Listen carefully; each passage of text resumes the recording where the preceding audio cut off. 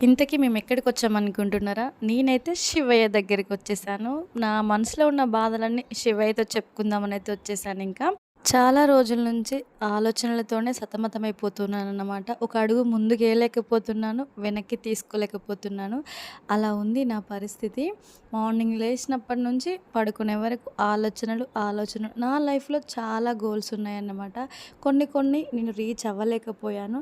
నా లైఫ్‌లో నాకంటూ కొన్ని ఉన్నాయన్నమాట. సో, వాటిలో ఏదో ఒకటి నేను నెరవేర్చుకోవాలి, సాధించాలని నాకు గట్టిగా అనిపిస్తుంది. బట్ ఒక స్టెప్ వేయాలనుకుంటున్నాను. మళ్ళీ ఏంటో వెనక్కొచ్చేస్తున్నాను. సో, వేయాలా వద్దా అని ఈ కన్‌ఫ్యూజన్ దీంట్లోనే నేనసలు ఆలోచనలతోటి సతమతమైపోతున్నా. సో, ఇంక ప్రశాంతత కోసం అయితే టెంపుల్‌కొచ్చాను. మామూలుగా కోరుకోలేదన్నమాట. నా కోరికలన్నీ ఒక లిస్ట్ లాగా చెప్పేసాను. ఇంక చూడాలి. ఆ దేవుడి పైనే భారమేశాను. మీరు కూడా మనస్ఫూర్తిగా దేవుడికి దండం పెట్టుకొని, నాకు కూడా ఒక లైక్ ఇచ్చి ఇంక వెళ్ళిపోండి.